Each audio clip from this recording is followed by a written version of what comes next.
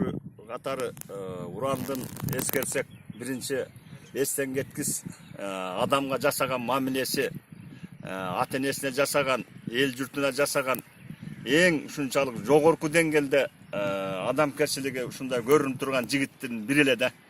Мына ошонун касиеттеринин эсебинен ушу эли журту унутпай, кайсыл убакта болсун уранды эскергенде көздөрүнөн жаш алып, бала чакасына чейин эс тарткан балдардан аксакал, көксакалга чейин эскерип ушундай эме кылып атат. Ошонун эң жогорку адамдык касиети деп мен баалайм да.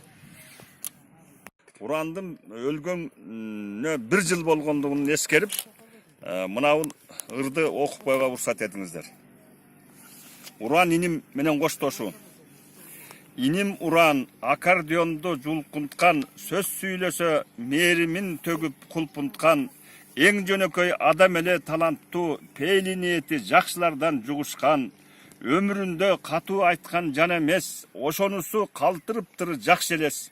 10 жыл бою биригиштедик ДКда, Уранбайдын эскербесем жакшы эмес. Ырдагандай ырыспайдай бар элең, элпектигиң бир өзгөчө жан элең, ырың калды жүрөгүңдөй элиңдин, атың арман бир ажалга жеңилдиң, капилеттен жибиң үздүн үмүттүн, мен ишенип өлбөт го деп жүрүпмүн, атылдың го тапанчанын огундай, оюң бийик жигит элең элиңдин, кош бол уран, корк кошсузсуң көчөгө, дем беришүсүң, шык беришүсүң кечеге, ал жакада ырчы керек өңдөнөт, калпатамдын ак бозатын жетеле.